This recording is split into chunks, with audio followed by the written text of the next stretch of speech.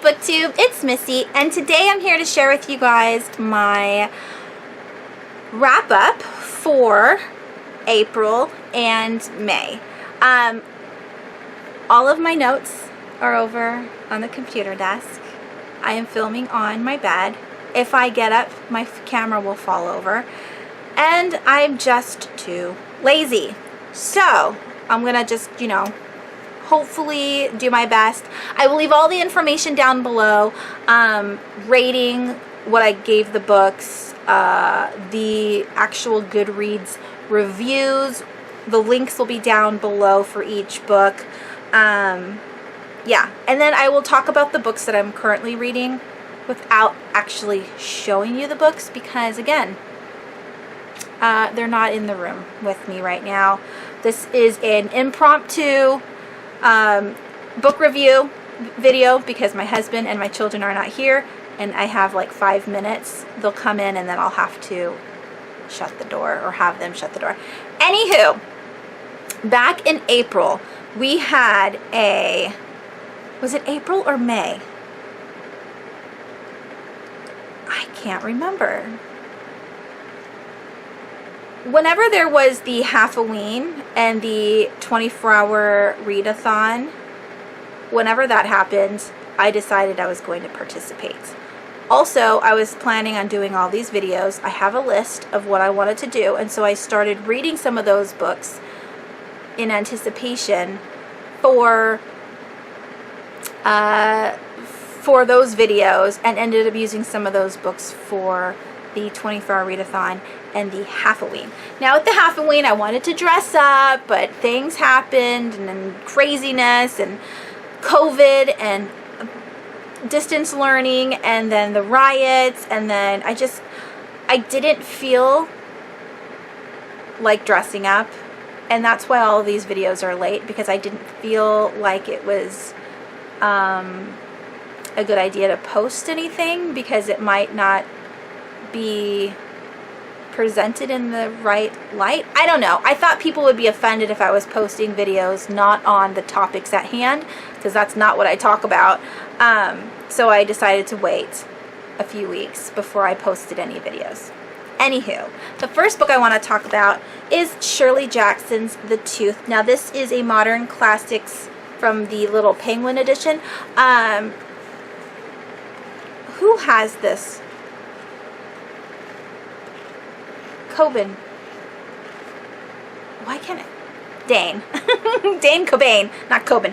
Dane Cobain here on BookTube has the entire collection, which I think is amazing. There's like 100 of these little tiny books in them, and they're just little, I don't, what are these called? They're not pamphlets, but they're just little fiction stories from each author to represent them. This particular one is Tooth. This has 5 short stories in it. I really like Shirley Jackson's writing, even though sometimes it's a hit and miss. I did very much enjoy We Have Always Lived in the Castle. I gave that one 5 stars, but then when I read her other book, The House on Haunted Hill, or The Haunting of Hill House, one of those, whatever the the title is, I didn't like that book because I thought the main character was a complete whiner, and I couldn't, relate to her, and she was irritating, and so I didn't like it. But this was good. So this, like I said, is a collection of short stories. These were written in 1949. There is The Tooth, The Witch, Charles, The Lottery, and Intoxicated. I think that they were all very good, some better than others. I don't want to go too much in detail on each one, mainly because I would have to skim through them again to remember.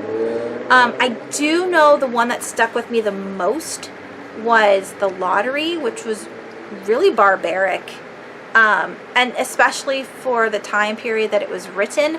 But it's what my interpretation was, that it was a stoning.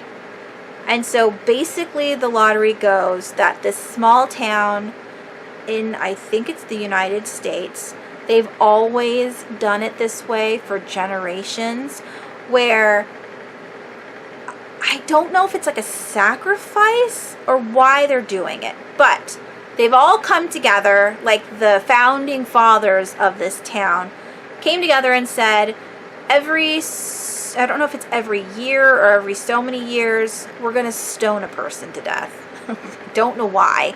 And it's going to be a lottery thing, so it could be anyone. And that's the one that stuck with me the most because it was the most horrific. But I did enjoy all of these stories. It's a must read. I highly recommend.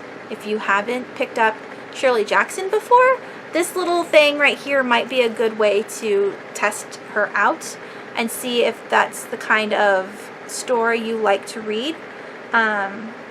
It was very good. 5 stars. The next book that I read, this is in no particular order either, and I can't remember if it was in April or May, so I'm just going to go with it, was A Deadly Cool, it's social suicide. It's a deadly cool novel, meaning this is the first book and this is its sequel. Excuse my disgusting fingernail polish. It's coming off. My fingernails were beautiful and they all started breaking, and so that's a thing. I just got irritated and decided I wasn't going to remove my nail polish in protest, and then I realized I don't have any fingernail polish remover and I need to buy some more. Okay, back to this. So this is a duology. I really, really like Gemma Halliday's writing. Her characters are very endearing. There's 2 characters. There's Samantha and there's the main character, Hartley. People call her Hart. Is someone knocking? Shoot, I'll be right back.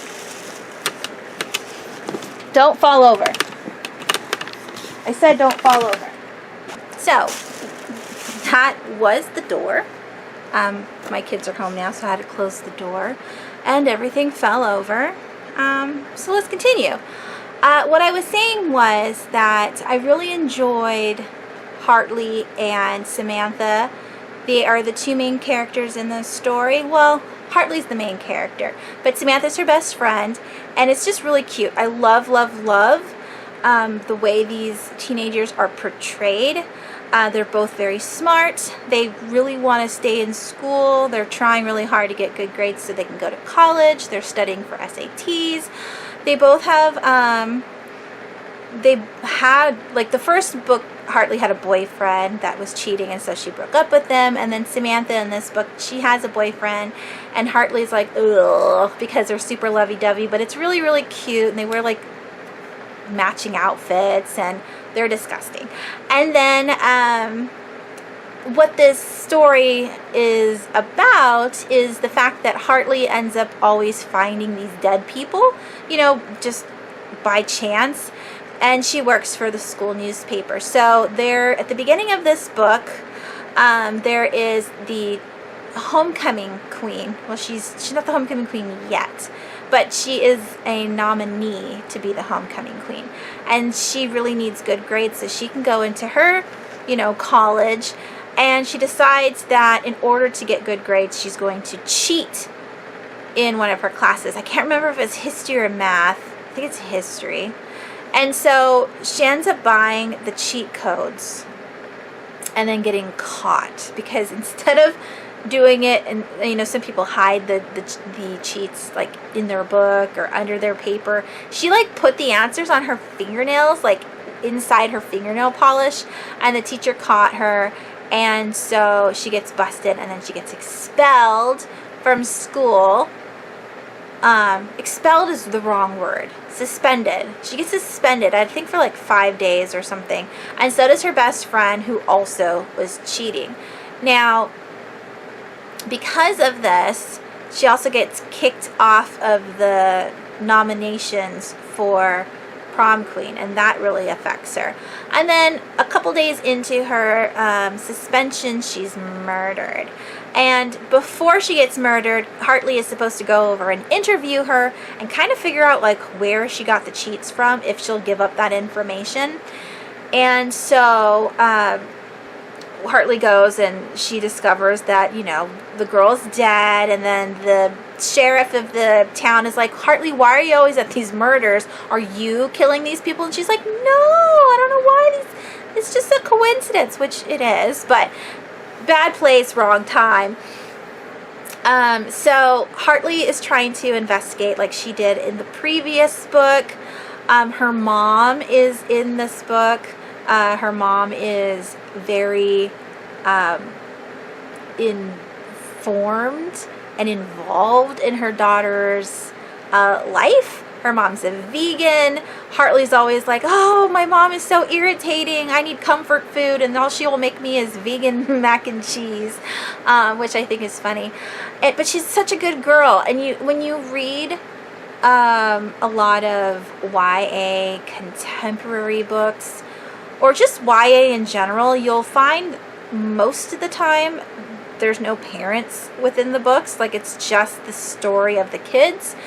And it's like, how are you doing this? Who's driving you to these places? Does everybody in your world have a car? I know when I was in high school, I didn't have a car. I was too poor to buy a car. My parents were too poor to give me a car. So it's nice to see her having to take the bus and walk around and beg her mom to like take her in the embarrassing van, and her mom's like blasting 80s or 90s music and she's super embarrassed, but her mom loves her, and she calls her Smother instead of Mother, which I think was super cute. Anywho, these are delightful. They were on my shelves for years and years and years, and I just kept skipping them because I thought, ugh, this is going to be hokey. I don't really want to read this. But they're so lighthearted and fun, and the mystery is great, and you never really know who the killer is. At least I didn't, or because I never know who the killer is. I just really, really enjoyed the 2 books, and I'm definitely keeping them. If you ever come across these in a bookstore and you're interested, I would pick them up. Maybe they have them at your library. I don't know. This isn't like a huge, widely popular book. No one I know has read these or talked about these books, but I really enjoyed them because not only are they wholesome, it is still a murder mystery, but there's a loving family. The girls aren't superficial and all about just boys. They want an education, and yeah, it's fun. I really liked it. The next book I read and completed on the last day of May was GOTH by Otsuchi, and this one was amazing. I didn't even want to put it down. I got this just a couple months ago from my library bookstore, and I saw of course I saw the spine first, and I said, ooh, GOTH, and then I saw the cover and I was like, absolutely, and then I saw it was Japanese and I thought, okay. And then the back side it says, Marino is the strangest girl in school. How could she not be given her obsession with brutal murders? And here's Marino right there. So we have the woods is my buzzword, or buzz picture. Any book with woods on the front, I'm always going to be like, ooh, I want that. Japanese girls always remind me of The Ring, so I'm like already like spooky. I love it. Not all Japanese girls. I don't know why I said that. Please excuse me. I love Japanese people. But when they look like this, it reminds me of The Ring, and then I think horror, and I'm like, I want to read it. So Marino is not the main character of the story, but like the main side character that's in. I guess you could have 2 main characters, right? So there's the narrator, and then there's Marino. So basically, let me give you a little bit of backstory.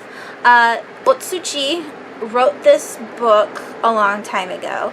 Now, he didn't like the title GOTH because he felt like it didn't mean anything. And he chose it because Marino's kind of gothy, like where she likes to wear all black, and she's kind of like emo, and so he was like, oh, we'll call it GOTH. But what he really wanted to do was make this a yokai story, and they were supposed to be like these you know, supernatural demon creatures that wreak havoc on the town that they live in. And I guess he wants you to read it as such, but I read them as all humans, and they just, you know, are bad people. So we have the narrator, who is a boy that goes to this Japanese school, and then we have Marino, who is in his class, and they both share the obsession of death in general. So they're very macabre.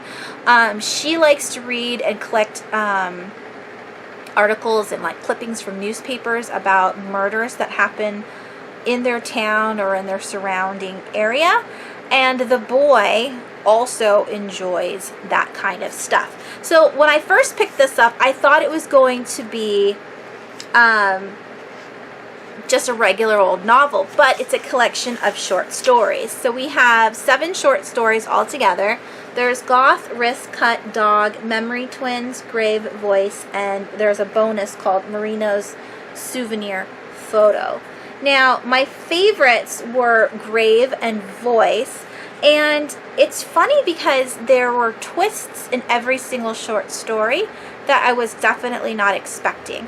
In my previous video, I was talking about how Asian horror books are very eerie and ominous, and that's how it is throughout the entire books. And I want to know if all Japanese horror are like that, because the majority, I don't think I've watched a Japanese horror movie that wasn't like that, where there wasn't a lot of gore, but it was mostly like just eeriness throughout the whole thing, where you just was like always anticipating something scary to happen, even though it might not be a jump scare. So I found this amazing. This was another 5-star read. And from the Japanese horror that I've read so far, they've all been short story collections, and they all deal with the same characters in each story, but those characters are following a different story, if that makes sense. So it's kind of like episodes of a TV show starring the same characters. And that's how this one was. So, for instance, Voice is about Marino, and she... Is it Marino? Oh, no, it's another girl. It's another girl. Her and her sister are a couple ages apart, and one day the older sister is murdered, and the younger sister is left wondering why her older sister hated her so much, and she's upset that her sister died tragically, and may I add, pretty disturbingly. Like, the person like did a number on this girl. And so she's just like, she's upset that she doesn't have a sister anymore. She's heartbroken that she was never able to say goodbye. She's worried that she's always gonna wonder why her sister hated her. And it just so happened that the killer allowed this sister to leave like a goodbye message to the younger sister.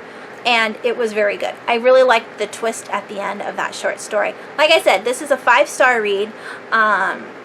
There's the twist in all of the stories were good.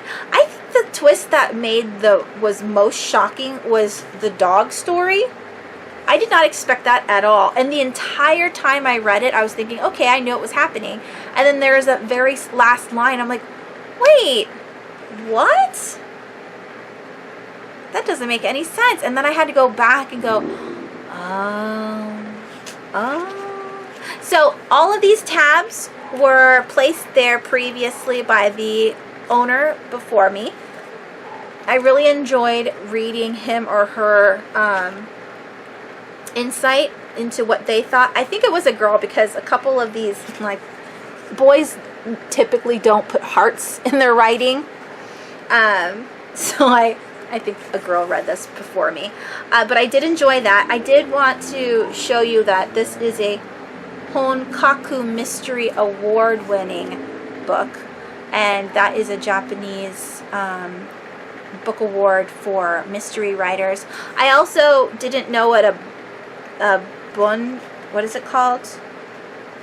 Bunko was.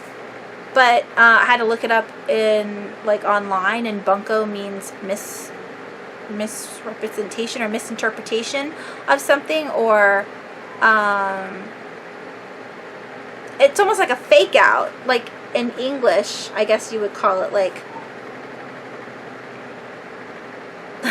I can't even, I don't even know the right words. It's down in the description box below. Check out my review. I looked up the definition, and all of that is in my review itself. Absolutely love this. If you have read Otsuchi and you haven't read Goth, I would highly pick it up. And if you've read any other of his books, let me know, because I want to pick up more of his writing in the future. Again, really enjoyed this one. 5 stars. Next, I read Yoko Ogawa's The Diving Pool, and this is a collection of short stories. So this is I read 2 Japanese horror in the last 2 months, and this one, same as that one, same characters throughout the stories, but all the stories are following different things. I really enjoyed the 3 stories that are in here, but I think my favorite was Dormitory. There's the diving pool, which was really just, the girl in that one likes to torture people, and it was weird. The pregnancy diary, I can't really remember what that one is about anymore. And then the dormitory I really liked, because she kind of got what she deserved at the end. So enjoyed this one. Yoko Ogawa is a great writer if you haven't looked her up. This one is translated by Stephanie Snyder, and I have read Yoko Ogawa's Hotel Iris, which was like an erotica, and wow, with an old man, like not just older man, like an old man. So once I was finished with that book, Maddie and I read it together. We buddy read it, and I didn't want to keep it. She probably kept hers because she likes Yoko Ogawa, and I couldn't. I had to get rid of it. But I'm definitely keeping this one, and I also really like Yoko Ogawa's Revenge, which is another collection of short stories that I read a couple years back and really enjoyed. Because I liked Revenge so much, then I bought the rest of her books. The only other book that I have to read from her now is The Housekeeper and the Professor, which is somewhere over on my other shelves. But now I've read 3 of her books, and I really enjoyed, for the most part, all of them. Yeah. Nice. Great. The next book I want to talk about is The Doozy. Now, in several of my videos that I've posted back in March and April, I talked about this book. I think I might even talked about it in May. I'm not sure. But I finally finished House of Leaves by Mark Z. Danielewski. This took me a little over a month to read with my son. I read this out loud to him, every single page. Even the obnoxious poems. This obnoxious poem section. I read every single page. It was all very bizarre. This book is so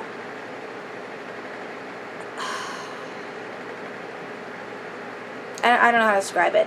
It's so intricate and so overwhelming that it's hard to do a decent review on it.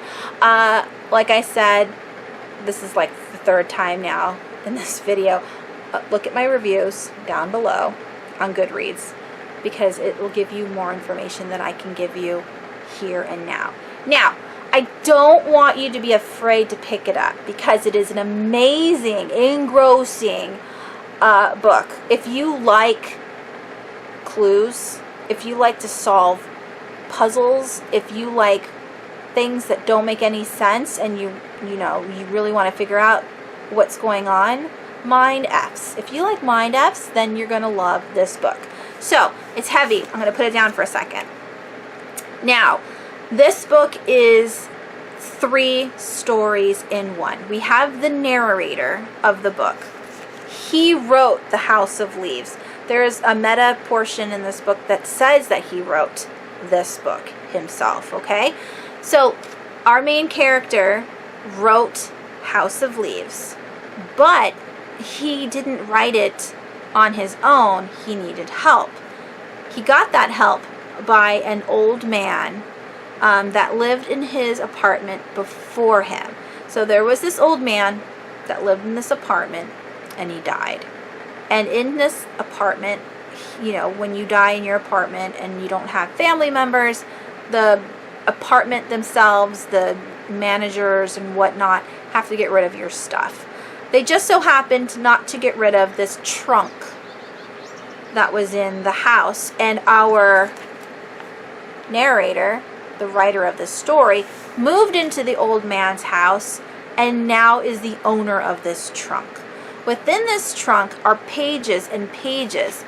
All of these pages, there were pages and pages of notes analyzing videos that the old man saw in some other part of his life. So we have the narrator who's annotating, putting footnotes and everything within this book. We have the old man who actually wrote the book, and then we have the narrator who footnotes and makes sure that everything is put together properly. So he's kind of like the editor of this book. And then we have the meat and potatoes of the book, and that is the Navidson report, or the Navidson review. I think it's called the reports. Basically, it's like 6 or 7 videos about this man named Navidson who moves into a house that is not really a house. This house is like a dimension, a portal to another dimension. He moves in, and by the way, there is something on Netflix right now that kind of reminds me of this story. I haven't watched it yet, but I'm intrigued and I kind of want to check it out. I can't remember if it's on Netflix or Amazon Prime. If I find out, I will leave it down in the description box below before I post this video. So, Navidson moves into this house. It's this beautiful home. He wants to finally settle down. He's a photojournalist who's been all over the place in wars and all these different, I think he's got prizes for his photography. He's got 2 children and a wife. The wife wants him to settle down. She wants him to stop, you know, working so much. And so he buys her this home, like in the south area. I can't remember what state. I think it's like the south, like maybe mid-south. I don't know. Anywho, he buys this house, and within the first week or so, the Navidson realized that the house is kind of weird. There's a hallway that miraculously opens up in Navidson's bedroom, and the hallway leads to the children's room. Now, when they moved in, it was just a wall. Now, there's like this 4-foot hallway where you can walk from the Navidson's room to the kids' bedroom as if it was always there. However, when he measures the wall from his bedroom through the hallway to the kids' bedroom, it's a certain measurement. And then he goes outside and he measures the house from one corner to the other, and it doesn't make any sense because it's bigger inside than on the outside. That's what made me think of the TV show or movie that is coming out. I'm looking forward to watching that one. Anyways, so the house changes all the time. Now that there's a hallway, then there's like a bookshelf that used to have these shelves, and it used to sit flush, and now all the books fall off because that little cubby hole where the shelving unit was has now stretched out, and the books no longer fit neatly within that space. And then down in the living room, this other hallway opens up. Now this one's not like it goes from the bedroom to the kids' bedroom. This goes out into like oblivion. like he is walking and walking and walking, and he realizes this hallway is miles long, and when he finally reaches what he considers the end of it, there's a spiral staircase that leads down so many floors. And if you can see, this is all of the different pathways within the house, underneath the house, and then this is the spiral staircase. So it's such a wonderful read. If you really like to solve puzzles and you're really into that kind of stuff, you're gonna absolutely love this book. But you have to keep track of 3 different stories and how they all combine into one, and it's just amazing. It's amazing. And there's a part in here that I wasn't expecting at the end that made me bawl my eyes out, like sore crying. Like I couldn't control myself, and my 15-year-old was really worried about me. I'm not saying that part was good, but and I don't know what this had to do with the rest of the story. I can't even remember anymore. I think I blocked it out of my mind immediately after I read it. But there's a part in here where a baby dies, and because I'm a mom, hearing about children dying really makes me sad and makes me cry. And so it affected me hardcore, like really badly, and I didn't like it. So that's a thing. But like I said in other videos where I talked about this book, not only are the 3 stories you're reading within each story, you know, it's like a story within a story within a story, like Inception, but there's also like Morse code. Throughout the entire story, the word house is in blue, just like the title. I don't know what that means. Throughout the entire story, there are lined words, like underlined words, when that word shouldn't be underlined. It's just randomly underlined. And so I'm thinking that if I go back through this book and I write out all of the underlined words, it'll say something. I'm hoping it's going to say something, because that would be amazing. If I wrote out all the Morse code, I'm hoping it's going to say something. There's also a chapter in here that is missing letters from the words. So it'll say like this, but the I will be missing. And then it's like a whole chapter. There's like 30 pages of this where words are like letters are missing from the words. And I'm thinking, if I put all those letters together, it's going to say something. And so I'm really looking forward to diving back into this book at some point, and rereading everything, because that would be fantastic. Not necessarily reading the whole book cover to cover, but just like going through and figuring out the puzzles within the book itself. Highly recommend. 5 million stars. But this is not for everybody. If you get easily confused reading more than one story at a time, you might not get this. You might have to take notes. All of these tabs that I put in here are mainly definitions that I don't know. Or like things that I needed to remember, just so I don't forget, because it was hard. This is a hard read.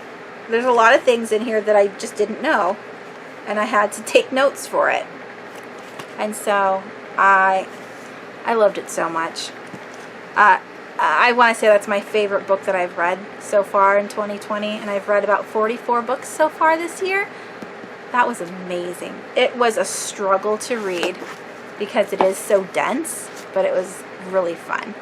Alright, next I read a bunch of graphic novels because I needed to read more books during that readathon, and I figured since I was reading this during the readathon and I was trying to read those other books during the readathon, I needed to break it up and attempt some graphic novels. So I read, this is called Squee's Wonderful Big Giant Book of Unspeakable Horrors by Jonan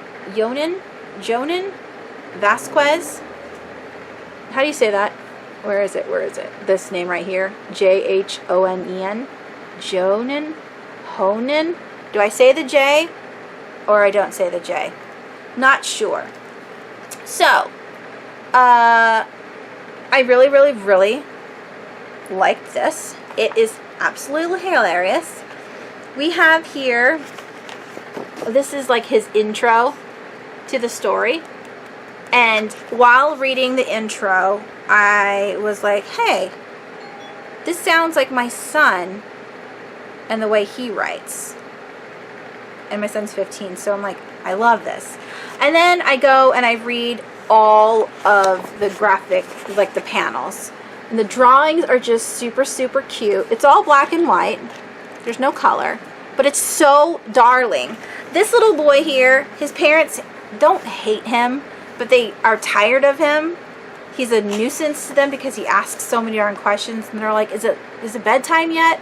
And I could relate to that because my kids sometimes drive me crazy and I want them to go away because I can't handle it. There's a lot of alien abductions in these stories, which I found super funny. There's a bunch of different stories in here.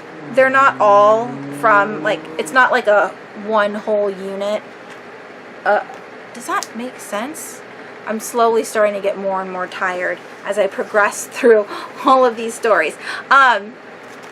So each panel will have another title. So it's all new stories in here. But the majority of this book all has to do with Squee, which is the little boy. And then here is the introduction for Take 2. So Take 2 is the rest of Jonan Vasquez's illustrations. He has a bunch of wobbly-headed Bob. Now, wobbly-headed Bob is really funny. He's super depressing, and people don't like the way he talks because he's kind of like to the point, but in a depressive way, like we're all gonna die. He's kind of like Eeyore, but humorous. I've really, really liked all of those stories. Some of them were kind of like graphic, and I'm like, whoa, that's that's not a good thing. But I thought it was really funny. And then we have, not the true drama. Oh, Noodle Boy. Noodle Boy was a lot more vulgar. He talks a lot about like kicking people and pooping on people and beating people up and stabbing people, and the panels, the words, it's all chaotic. Like you have to kind of like this. Perfect example. So here is the revenge of the return of the death of Happy Noodle Boy, right? But then each panel, within the panel, there's all this writing, and then along the edges is more writing. So you have to read all of these different sentences that goes along with the story. The ones that I didn't like from this graphic novel is all of the meanwhiles. I just didn't find it funny at all. Everything else was laugh out loud. Even the sick, like vulgar, killy ones were pretty funny. But the meanwhiles were super boring. And if I don't laugh out loud, I just don't care to read it. But yeah, it's just like, this is about a vampire who wants to go to a convenience store. I just didn't like any of the meanwhiles. I didn't think they were very funny. I read them all, but it was just like, nah. This Tickle Me Elmo is like a demonic possessed Elmo toy that kills you in your sleep, which is creepy. Yeah. I didn't care for the meanwhile ones. He did write the, what is it called? It's called, he has the acronym in his introduction. It is called, how many letters? Where is it? ¿Dónde está? I don't want to find it. There's so many letters and they're all so tiny.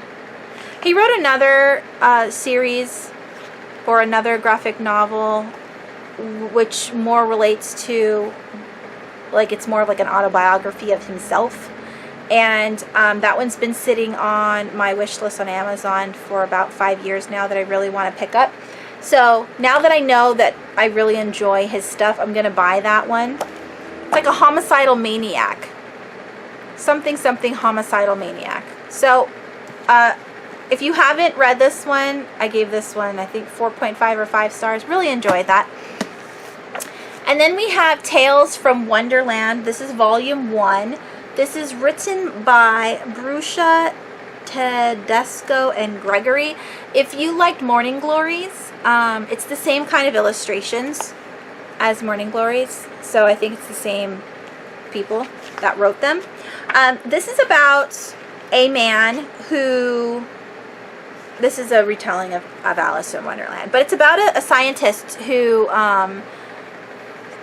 was working with explosives and ended up accidentally exploding something in his basement, which ended up being a portal.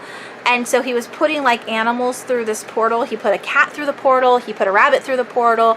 Nothing, they never came back, and he wasn't able to pull them back out through the portal back into reality. And so he decided that he didn't want his wife to find out about the portal, and he didn't want anything bad to happen. So he covered it, the hole in the wall, with a mirror, and then that ended up being like the mirror that Alice walks through, the looking glass, right? And so what happens is, at some point, when his children are a little bit older, there's a hide and seek going on at a birthday party, and he invites 2 little girls over for the party, and they are fighting over something, and they trip and they fall through the mirror. And then his son decides that he needs to go save them, and then his son goes through the mirror, and then the man's like, oh no, I have to go in there and save them myself. But his neighbors, the ones, the parents of the 2 girls, ended up killing him. And so the kids are trapped on that side of the mirror. And so this is just one of the girls that was trapped on the other side. There are, where is it? See? So here's the queen with the red. This is one of the sisters, and then there's the rabbit. So there's more volumes. I really want to read the rest of them. I really liked it. I gave this one, I think, 4 stars, something like that. Look at the king. I like that it's a Wonderland retelling, and I will try all Wonderland retellings, and there's a lot of gore in here. And the illustrations are pretty. I like colorful panels with pretty illustrations. So that one was kind of like a fluff piece. And then we have Beautiful Darkness. This is by Fabian Volman and Kurascote. When you have the 2 dots over the E, what sound does it make? Ooh, scoot, maybe? I don't know. So this was talked about a lot back in like 2014, 2015. I bought this from my local library bookstore for $2. And it starts off with these cute little people. And it looks like, they're sitting and they're having tea on a couch. And then the couch in the room starts to liquefy and fall apart. And then these little creatures, these little people, are trying to seek shelter. And as you can see here, you find out that they're coming out of this person. At first I thought, well, maybe it's a statue, but it's an actual dead girl. There's the dead girl. See that? She's left to die in the woods. Now it doesn't say how she died. There's no like mess. Like, she's dead, but it doesn't look like she was like brutally murdered. I don't know how she died, but her book bag is there and everything. Now, that's not really what the story is about, although that's very sad that this little girl died in the woods. It's about the people that live inside her. Now, could this be a symbol of her spirit or consciousness, like leaving her body as she's dying? I don't know. But these little creatures live in her, and they're trying to survive outside of her now. And so we follow our main character, which is this little girl right here with the blonde hair. She's kind of like the leader of the group. She looks like she's the older one of all the kids. And then there's this actual woman in red. She's like the adult of the whole place. Anyways, the little girl with the blonde hair has to, like, you know, she tries to create a community with the rest of the people that live there. And so she's like finding food. She's trying to like find shelter for everybody. But there are people who want more than she's providing. They don't like her leadership. They feel like she's a doormat. And there's one character in here that I really hated that wants to be a princess. And so she gets all of the people that were following her at the beginning, the princess girl, gets them all to ignore her and follow her instead. And instead of helping the community, she's super selfish, and she wants more from the people around her. So they need to make her pretty, and they need to give her food, and they need to give up everything for her, their bed. And so, like, she's a true, you know, princess. And all while that's going on, the little girl that's in the woods that's dead is starting to decompose, and the bugs are starting to come in and like really take over. It's a sad story, and it, like, you don't really know what is going on, like what is the purpose of this book, but you kind of get like the moral of it, you know, like it's good to help others, but make sure you also take care of yourself, because if you lose yourself while you're helping others, then there's no way for you to then come back out of it. Maybe I might be saying that wrong, because she helped everyone else instead of herself. She was kind of like a martyr, and she helped everyone else out. But then she got taken advantage of, and then she got pushed to the side, and then she was no longer needed or wanted. But there's the ending that happens where she realizes that she doesn't need people to make herself feel validated, that she can find her own way without them, and that's okay too. And then at the end, oh, I thought there was like, I guess they didn't find her. There's no ending for the dead girl in the woods. Like, I think she just turns into bones, and then the bones are scattered from forest creatures. Like, she just decomposes, and maybe someone finds her later on, but it's never mentioned in the story because it's mostly about the characters within the little girl that died. I really enjoyed it. I gave that one a 4.5 star, 4.5 or 5 stars as well. All of these books were really good. I had a really good 2 months of reading. They were all high quality, in my opinion. And then we have Harry Potter and the Sorcerer's Stone. Okay, so again, I don't know if this is true, but I heard it on the internet. I have a Twitter account, but I don't ever use it, and I just so happened to log in to Twitter to check my mail, you know, to make sure that I don't have people trying to contact me on Twitter. And I came across just one little snippet of people saying, I've gotten rid of all of my Harry Potter books, all of them, because of J.K. Rowling. And I'm just like, what now? Like, what now? What more do we need in 2020? What now? And I guess J.K. Rowling is saying bad things about transgender people and how she believes that you can be, but you're not real, or something to that effect. And because of that, people are getting rid of, they're canceling J.K. Rowling. And so in turn, they're canceling Harry Potter. Now, this is such a hard idea because this happened years ago with another author. I never read that book because it was like a contemporary, where the author was ugly and she was really bad to her subscribers or her audience, like her readers. She was really bad to them.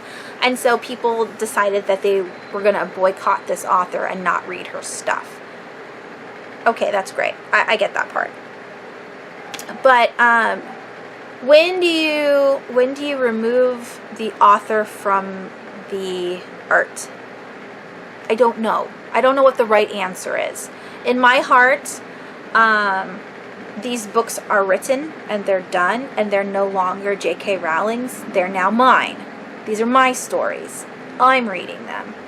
J.K. Rowling has nothing to do with them anymore. Yeah, she wrote the words, but that has nothing to do with my ideas and thoughts on this story.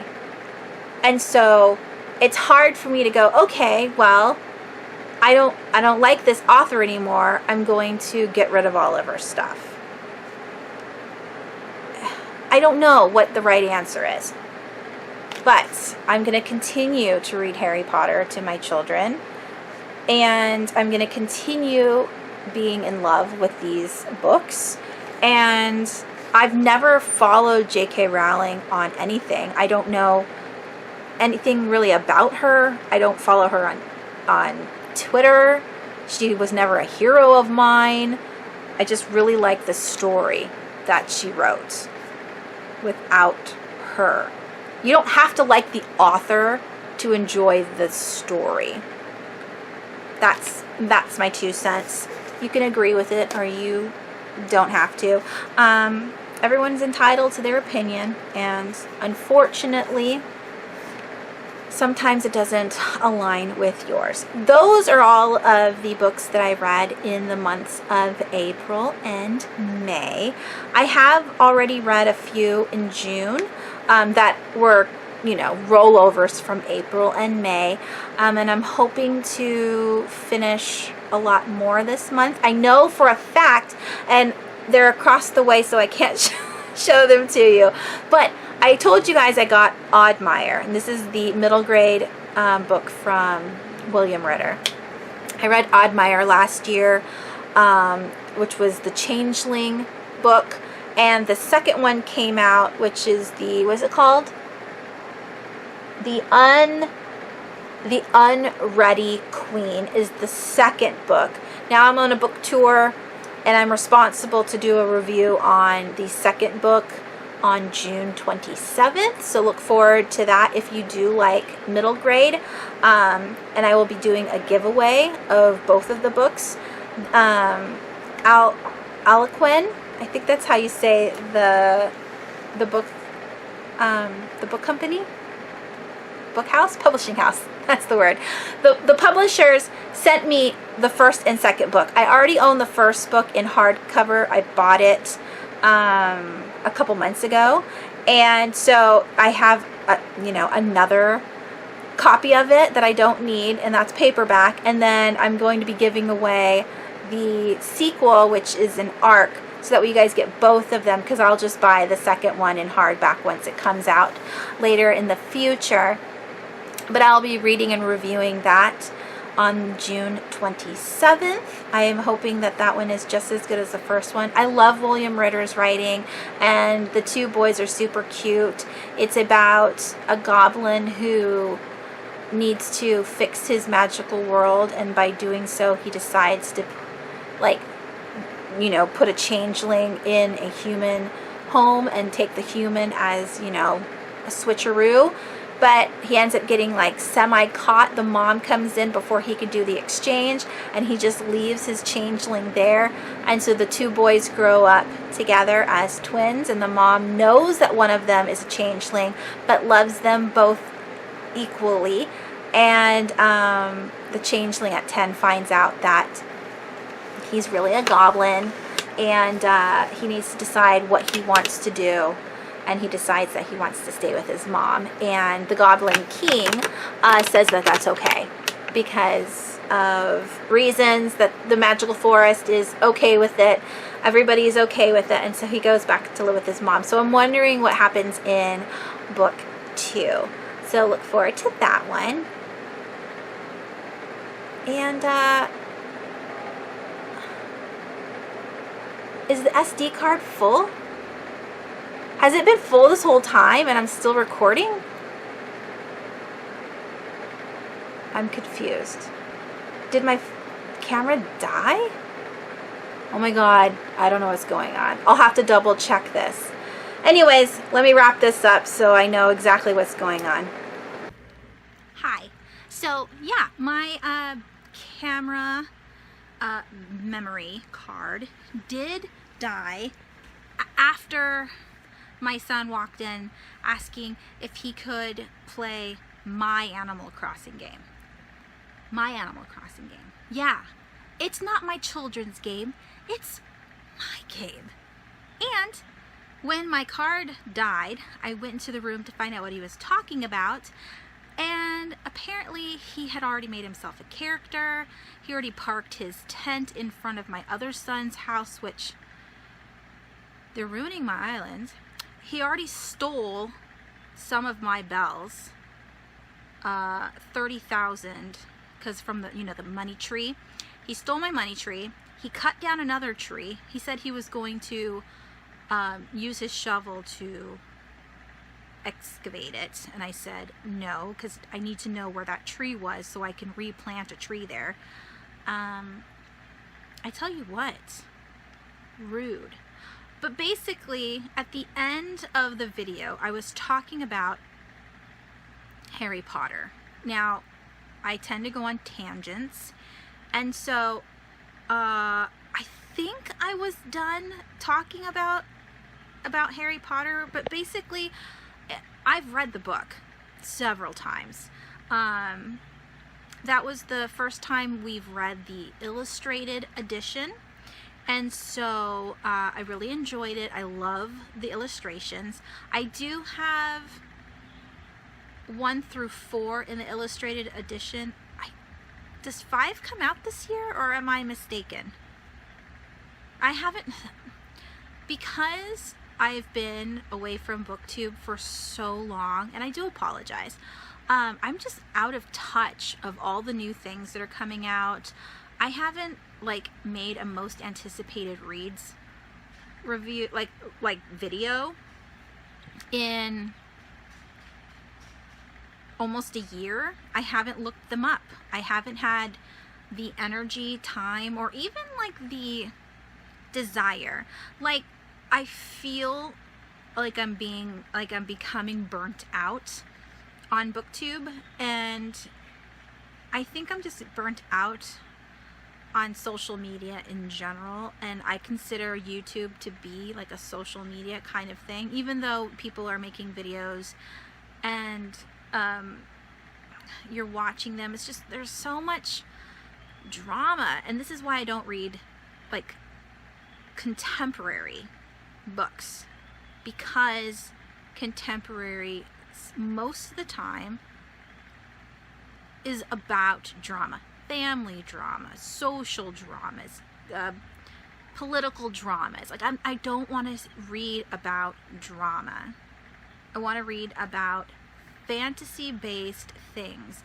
I want to read about serial killers. Although they are real, they're rare. Things that are rare. I would much rather read about Bigfoot and aliens and monsters, whether they're people or fictional. monsters, then read about people who are mean to each other online or mean to each other in real life and in, you know, outside. It's just, it breaks my heart, and I don't like it. It makes me feel like crap. But basically, let's get off that path. I'm going to tell you what I'm currently reading right now. So I finally picked up, it's called The Southern Book Club to Vampire Slaying, I think is the title, by Grady Hendrix. I did receive the book from Quark Books, I think in February, for an honest review. I finally picked it up. I am absolutely loving it. I got to chapter 6 or 7 last night. There was a lot of times that I was giggling because of things that were said at the beginning of the book, or, you know, within the chapters. But basically, it's about a wife who lives in St. Pleasant, or Mount Pleasant, which is just, you know, there's just like, it's outside of Charleston. So there's Charleston, the main city, and then there's, you know, the outside, there's Mount Pleasant, and then they live in like a tiny village outside of Mount Pleasant. So more of like, not the boondocks, but just, you know, a little ways outside of the suburbs, I guess you could say. But basically, she's a stay-at-home mom. She used to be a nurse, and her kids are still kind of young. And when we first meet her, she's like tired of it. It's the 80s. She's, you know, she wants to go out and meet people and talk about things other than wiping kids' butts and noses and making sandwiches, you know, for school lunches and stuff. And she joins a book club, but the book club ends up being like pretty stiff, and the woman who runs this book club only wants to read literary fiction, books that I would never read in my life because they're not fun. I mean, granted, there are educational people, intellectuals. Ariel Bissett is someone who would be enlightened by these kinds of reads. I'm not that kind of person, and that's okay. You don't have to like everything. So I would have not wanted to read that story either. It would have been dry and humorless, and no thank you. And so a woman that's in the book club, pretty much the book club breaks up, and a woman from the book club, you know, sneaks this contraband in like outside, it's not a parking lot, it's like outside of the book club's house. The lady who was running the book club, it's outside of her house, and her name's Kitty, and she's got 6 kids, I think 5 or 6 kids, and she goes, hey, psst, psst, psst, to our main character, come here, do you want to join my book club? And she's like, no, I'm done with books, I don't want to read it. She goes, but this is fun books, and it's true crime. And so basically they get together, I don't know if it's once a month or what have you, maybe it's once a month, where they talk about these books that they're reading, mostly true crime, but then they branch out to other works that are kind of in the same vibe, more like thrillers or psychological thrillers, horror kind of based books that are all kind of in the same genre. Even like classics that have to deal with the macabre and murder, mystery kinds of things. So they're still stuck in the same genre. They're just jumping from, or still in the same subgenre, but jumping from one kind of fiction to the other. And now our main character is really digging the book club, and she's been in it for 4 years now, and she really enjoys the family vibe that she gets from these women. And it's such a great thing to see these women coming together and enjoying themselves, and then, you know, sharing their stories with each other and being there for each other when, you know, times were tough. And I really liked that. And the fact that our main character's mother-in-law lives with them, and she's going through mental illness. Like, I think it's, they don't specifically call it dementia or Alzheimer's, but they say that she is losing her sense of reality, and so now she has to have help, and our main character's book friends are there to support her, which I really enjoy. And then in chapter 6 we meet the vampire, and so I'm really looking forward to figuring out more about what this vampire is, and like if it's more than one in the community, if there's like a head vampire, and then he's got like his little minions, his little baby vampires that he's making that aren't really educated in being vampires yet, so they're just kind of like attacking at random. So I'm looking forward to that. And then I'm also reading the second book in the Dawn of Damnation called, it's in the bathroom. I'm reading a chapter a night in the shower, and I always get this question, like, how do you read in the shower?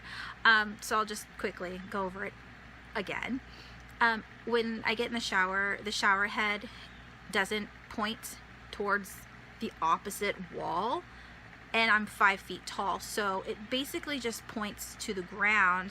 So it's like hitting my backside, but not my front at all. My arms are completely devoid of water, and so it's not a big deal to read a chapter, which is like maybe a page and a half, 2 pages, 3 pages at the most, before I put it down. So about 5-7 minutes I'm standing in the water getting warm, which I know it's a waste of water.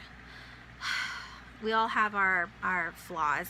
Yeah, so 7 minutes where I'm not bathing, I'm just standing there reading my story, but I'm reading that book in the shower. And then I'm also currently reading Dane Cobain's sequel, the Tower Hill Horrors? Tower of Horrors? Oh, I'm sorry, Dane. His sequel.